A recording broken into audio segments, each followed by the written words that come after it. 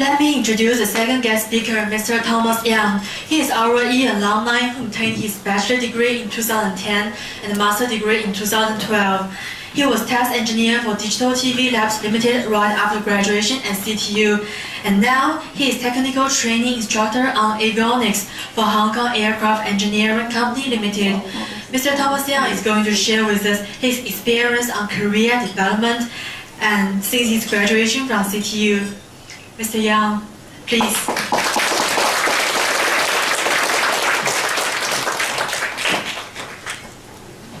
Hello everyone, I'm Thomas. I was professional management student and I was supervised by him a few years ago, and later on I go for my master degree in CityU again in EE, and then my supervisor is Wallace. So I believe all of you may be familiar with them basically, and well, I'm just a fair person that different from maybe the alumni that they are working very well nowadays. But well, when I was pursuing my bachelor degree, I didn't do really well, and go back to my A-level, I did quite poor actually, and I got my pure mathematics fail. So a lot of history that are pretty bad. I did fail my C language course in my first semester, and I get a B in E2000, the digital logic circuit. So you may quite interested in me, right? Why I get that poor result? Guess so. That's why I said I'm a fair person. I didn't do really well in academic in the old days, and not sure in the future. But I just want to highlight some history to make those guys, if you are doing pretty well nowadays, never mind, you could do it better and better under your supervision or with your hard work. So let's quickly go through what I've been doing. And right after graduation, I go to Hong Kong Science Park working as a test engineer from a UK company. And basically what I play around with would be the TVs, the digital TVs and set-top box, do some tests, put some transport streams into the RF tuner, and then let the receiver understand what is the stream talking about, and then you will see the TV, video, audio, and a lot of subtitles. So that's what you could have with TVB nowadays. But of course, the system would be a bit different. So what I playing around would be doing the certification to make sure that the software bit and RF bit of the receivers are pretty well, so that they could go to the European country. So quite differently, in Hong Kong we don't have this certification, formal certification of the receivers. You only have self-certified. That means you claim my receiver is doing this all good, and then you could go for Hong Kong market. So you may find that some of the receivers is doing pretty well, and some of them are, well, just doing right. So that's a little bit of background. So basically I go for this job. When I doing the interview, normally you would just wait until the boss asks you what do you know, and and then you tell my hobby and what I've learned from the university. But to tell you, to draw the employer's attention, what you could do would be you could bring your products in your product design course to the employer and tell them what have you been done on that product. Like when I was in my undergraduation, I was playing around with the temperature sensor, remote temperature sensor. So I do a circuit, I buy some RF module and do the assembly language, so that to make the whole system, that I could read the temperature remotely. So when you are presenting the ideas to the employer, you are kind of stopping them to asking you questions, but drawing their attention to your side. So that's another way that you could kind of take the lead. So I believe that should be or would be an idea that you could use during your interviews. All right, so, and later on, I was joined HECO, and now I'm working with HECO, that is an aircraft maintenance company. But we don't necessarily only do maintenance, but we do infantry management, we do technical service that we have to manage the defects of the aircraft, we have to plan when we should do the maintenance tasks on aircraft and how we could troubleshoot the aircraft. So initially I was with technical training department, and but I found it quite boring actually. That, well, you are students, so you know there are instructor or maybe professor or maybe whatsoever teachers, blah blah blah, telling you something, and that you don't want to listen. You just want maybe exam pass or whatsoever that you are interested in. But now, so I try to go back to a more engineering field, work on the aircraft, and I do troubleshoot on the aircraft, and I've completed all the module exams from Hong Kong Civil Aviation Department. So I'm now getting some experience, and then later on I will get an aircraft maintenance license. And so probably I will go for the engineer level later on once I get the license. So I do it quite differently from my first job. The reason is I like aircraft pretty much, and that is a standard answer for an interviewing, for interview, going through every aviation related company, that you would say, oh, I love aircraft. When you go for maybe Cathay Pacific for their cabin attendants or pilot, you always say, oh, I love aircraft, and that's it. So that's quite boring, but when you go to that field and when you listen to the engine sound, you just feel fantastic. But we don't have echo or we don't have resonance here because we are not in the same frequency. But if you go for maybe HECO, some of my colleagues would just have the same feeling of mine. So it's quite different that when you go to that industry, you find there are lots of I couldn't come up with a term, but they just love it. And so, and go back to my undergraduate when Professor Manfers to get us a first lesson that is control system or control engineering, EE114, as I remember, and he first played us with a video that he did maybe his thesis on the automatic control of the helicopter. That should be a helicopter model, and I was feeling quite fantastic that you could kind of flip the aircraft, flip the helicopter in a way that he's still flying. So that's quite amazing, but so sad that Hong Kong, we don't have this kind of degree or maybe master or PhD. So I do aircraft maintenance, same thing, but we just in different aspect.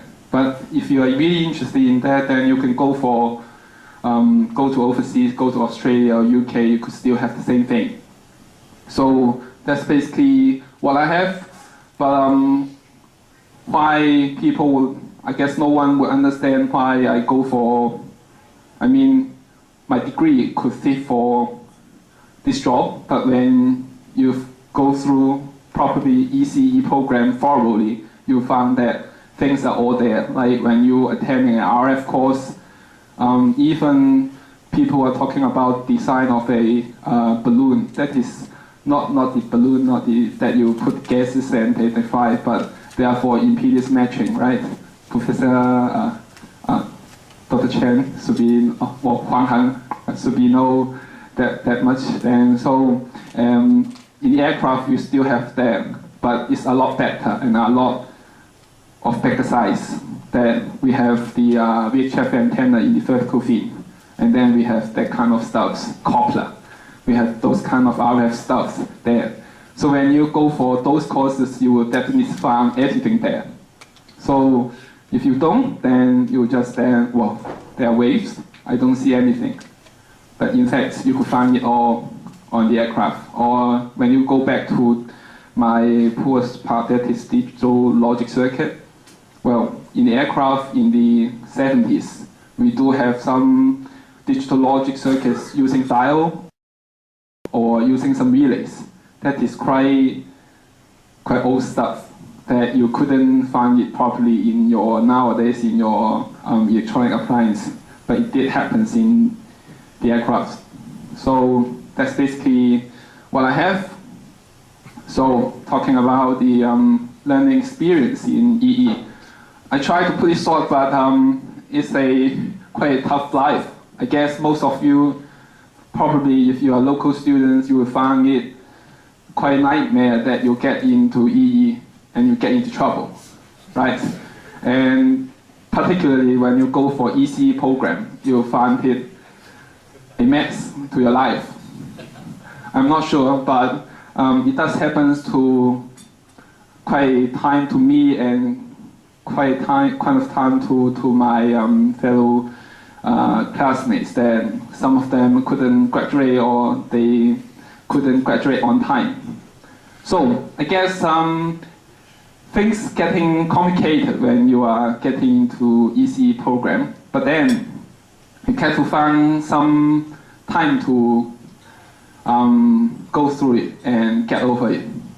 But how? I guess you get to change maybe the way you study, or you get to change the way you have your life. I guess for probably the A-level students, when they come to university, people all tell you that you don't need to study. And university is about not necessarily study, but going to getting part-time job and go dating and enjoy the life of student society. That's all correct if you could sacrifice your GPA.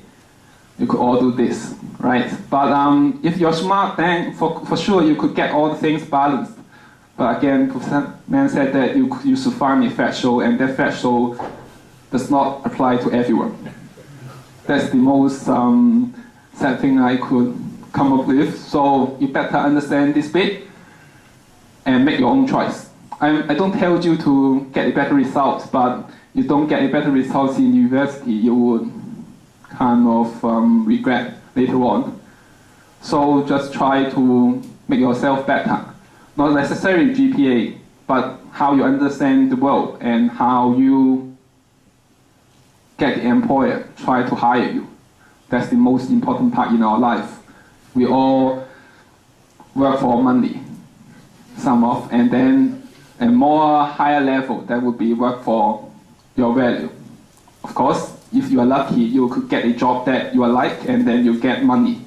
Alright, so it depends on you. I don't try to encourage you to get more money, but well, to me, I'm poorly off and I don't get much money from my job, but I'm doing happy. So that's enough, right? Fair enough to me. But I'm not sure you, but you could make your own choice, right? So I forget, don't too much, but I encourage you to join maybe some competition. I guess nowadays you are fairly lucky that you got a lab from Texas Instrument, right? In the old days we don't have. And you got a super nice view from the RF millimeter wave lab. In the old days we get somewhere else here. And you don't see that nice view because from nowadays we get a all-round 360-degree view of the Kowloon town. So nowadays the facilities are here. What you have to do is try to approach your supervisor, approach your professors to get their insights and then to come up with your own idea. Of course, if you don't like EE, then you couldn't do it much better. You better quit the university if you want. Of course, if you still want to get the degree, at least you could just try to get it done. But then, don't waste your time here. I mean, even E is not your first choice, but you could still come up with your own way to manage it. It's like it's like managing your life, I would say, because you find hurdles in your life and then you get over it. Then when you get the challenge later on, then you just think that they are a piece of cakes, really, to me. As I mentioned before, you see my academic results is just a piece of dude. So horrible, right? So you don't want that. And later on, when I was in my year 2 semester B, I go to Professor Mann and then ask him to be my supervisor. And then he kind of like telling me that why you got such a rubbish result, and I couldn't answer it because maybe I don't know how to study, or maybe I don't know how to manage the life here, because all of your time will be occupied by labs, by lectures, and by all things that are academic related. So you don't really have some extra time to do what you like. And so that's quite a tough time. But later on, he told me that, well, you don't necessarily need to play around with all this for such a long time. You could kind of schedule your time, and that's quite basic. You just manage your time well, then you will get a better life. For example, when you are studying at the library, you don't necessarily need to face that book for maybe 5 hours, 6 hours. That's not necessarily. You could have 1 hour study and then 1 hour nap, and then maybe 1 hour tea time, and then get back to study. Just try to make you happy and try to make you relax, and then you will later on come up with a better grade. To me, that is. And of course, one key component would be about studying all together with your friends. But it happens that when you're studying together with your friends, you will try to leave the library and then gathering with playing around, watching films. That's quite common to the university student. But when you try to study with some students that are willing to teach you, that are willing to share their insights to that question, I mean, in terms of telling you how you could do it better, then that would be much more nice. To me, I study with a group of mainland students, and I make quite a best friend with one of the students now in the US. So we build a friendship and we support each other, but we go for different field. You go for PhD, I go for job because I have to make my own living, right? So that's quite different. But what I would like to tell you is you could form study groups, and most importantly, the professors are waiting for you. I mean, Dr. S.H. Leung is not here, but at one time that I go to his office and I asked him questions, and he was surprised because there are no students going to his office and asking questions. And then he just surprised that, oh, finally, I get some students here.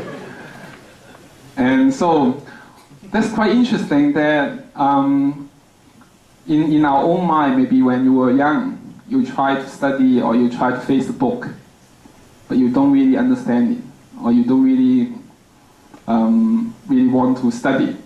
But then when you try to get more insights or try to love it, then the best thing is try to ask somebody that loves those things. So you go for the professors to ask them questions. And in fact, a lot of them are waiting for you inside the office, and they are lonely. Right? So, I mean, lonely is lonely because they are doing research, they are working on their own. And they don't have much time with you guys because you guys don't visit them. So that's the problem. Of course, you don't necessarily need professors because, well, if you could manage your things well, then you don't necessarily need them. But in case you need help, then you could get a group of friends going to visit them and then try to ask them questions. They will definitely welcome you. And like when you're doing FIP, same thing. And I was quite grateful that Professor Mann provided me opportunities to work with his research students during my undergraduate final year project. And one thing that I'm not sure every student could get is that I could visit or meet those people from his research group. And typically I remember one problem that I couldn't solve it well, but at that time there was a PhD came from maybe a university professor from Sichuan in China. He come to visit us, come to visit Professor Mann, and then we talked a lot, and then we could kind of communicate with that problem, and then I could sort it out properly. So that's the platform that the university students from EE could offer you guys. So I believe you could do it properly by looking your own supervisor, build good relationship with them, and then try to learn from them. So that's how you manage your things. And to me, managing your EE life is like managing your life, because EE lives are tough. So once you could get your degree on time, you are probably a successful person, right? From my past experience. And later on, when you go for a job, you don't think, well, things are just a piece of cake, because EE is too tough to me. But later on, interestingly, once I get the crew to make my life, then my life's getting better and better. And then eventually, I get the FHB in my last semester. So my GPA is 3.01 at last. So you see, you could working better and get all the resources from the university to make yourself better. And never say never too late, because now you have to work on it, then you have to work on it. And later on, when I go for my part-time master, I don't get any B grades. So I eventually get a distinction from my master degree. But of course, it doesn't mean anything. But then you see a level pure mathematics with a F grade and EE 2000 with a D grade, then you could get some better results during master. So it's a life-changing experience to me in EE, because I make myself doing better and better, right? So I hope you guys could do the same thing. So I quickly go through the last bit, that would be getting a good job. So getting a job, you could think of maybe money and maybe your dream, and I don't know what is your dream, but at least you could have to find a job that making you happy, right? Of course, if you have to make your living for your family, then that would be another thing. But simply thinking about what you would like to do, and don't mind that being taking advantage of the employee, because they are demanding. To me, my first job is of pretty high salary compared with other classmates. But they are really demanding, because that was a small company and I was asked to do everything on my own. But then I built up all the things on my own. That means I could understand things thoroughly. So later on, when I come back to EE to have a part-time master course, I taught a part-time master course in digital video broadcasting. Basically, all those theory, all those knowledge would be built within 1.5 years during my first job. And interestingly, when I teaching the students, before I make, or during making the slides for the lesson, I just keep studying, because when I left that company, I didn't understand how I could read the subtitle from the transport stream. I couldn't really understand it. But once I have to teach, I have to know it. Then I found all the specs, and then with my stream analyzer, with my transport stream, and then with the spec, I come up with an idea, and then make that theory and present to the students. So, well, the story that I told you is trying to encourage you to go for it. I mean, if you don't start it or you don't set a target to yourself, you're just thinking, oh, I got nothing to do. And a lot of students from EE complain that they have less career opportunity in the market, typically in EC students. And they will find that maybe I only could go for the factories in China, but that's not true. If you find it that way, then you just narrow your mind. So you try to open your mind and get to know more people. If time allows, go for exchange. If GP allows, go for exchange.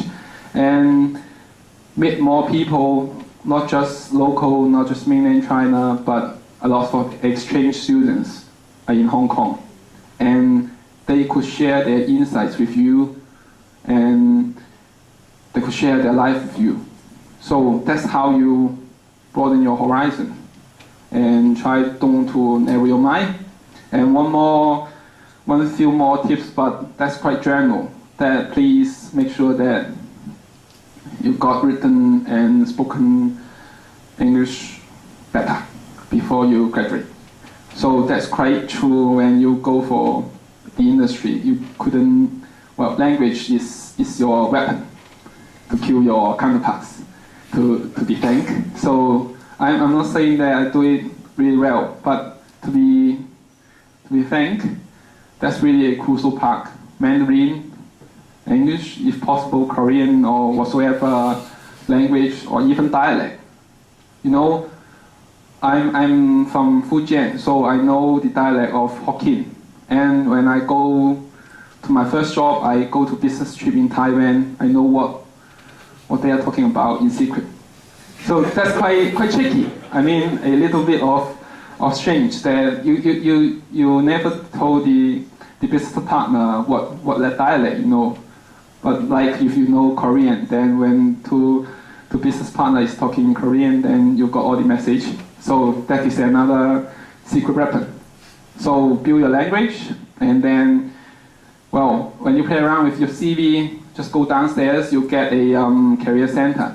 Those guys are being well paid. They're really expensive, you know, I mean their salary. So you have to get them more job. All right, so consult them with the CVs, the cover letter, try to get a good job. And if you are final year students, you can now, oh, it's a bit late. In fact, you should start your job hunting in September. I'm not saying that you are looking for a job that you like, but you try to get more interview experience. And you try to understand nowadays how the employer are demanding the new kids, so that you could get well prepared. All right. So that's my tips for your career. And finally, I mean, the myth to get things better is the motivation, right? If you don't have motivation, then you couldn't do anything. You don't initiate anything. And you have to find your own tools to gain your endurance. Like, I'm pretty fat in my university. I mean, in the undergrad. But later on, I just go running, go to the gym, and then gain my endurance. The endurance could help you doing your work. Then when you face a hurdle, you have the endurance to get yourself better. So everyone have their own tools to make yourself better, but that's for like you could listen to Mayday's music, and then there are some I mean, I'm not sure if all you guys young kids are listening to Mayday's, but I do. So that's another tool that you could try to keep you going, try to make yourselves better. So that's probably I would like to share, and feel free to ask any questions. Thank you. Thank you, Ms. Yeung, for a wonderful speech. And it comes to Q&A section. Again, we welcome questions and feedback from all of you.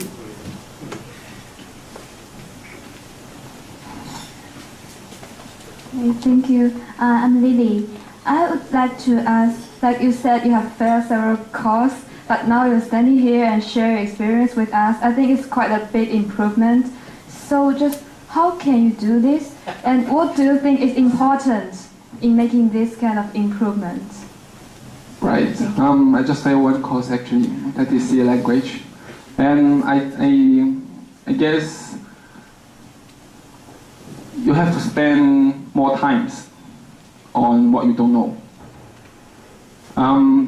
In the old days, maybe you found, because I'm a fair person, I'm not too smart, so just from my experience, if you are not that well, then you have to work on it. I mean, if 2 hours is not enough, then make it 4 hours, right? So later on, for example, when I was going for work and I have to study, then I study until 2 or 3 and then I get up at 7.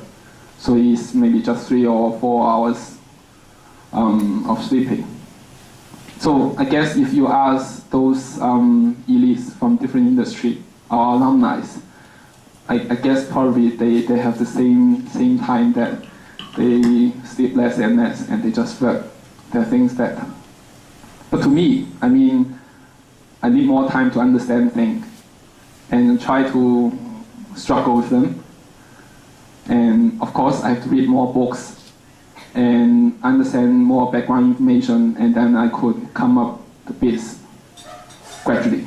But most importantly, if you couldn't really get through all this with a time frame, ask for help. All right. So as I mentioned, make study groups with your fellow classmates. Don't bother it is local Armenian students. Sometimes local students are doing pretty poor in academic, but they could bring you all around in Hong Kong, right? And sometimes mainland students could help you a lot, and they are really nice. So that's quite a strategy to me, or quite an experience to me. And then one more thing would be go for the professors. Again, somehow they are paid, right? And then you could make friends with them, of course. So we are having good relations with Professor Mann and other professors. Just that you make the bonding. If you don't visit them, how you guys could meet together? Same thing when you are looking for partners. If you don't approach them, of course, if your appearance is super attractive, then you could for sure getting a lot of beers around. But you couldn't, then you could approach them to ask them for help, right? So that's the idea of asking for help and use more time, of course, paying more effort, and then with better time management and form study groups. And I guess that will be sorted out, probably. Anything more? Don't be shy, or maybe you could ask me later on. I mean, yeah, if you have difficulty in play around with EE.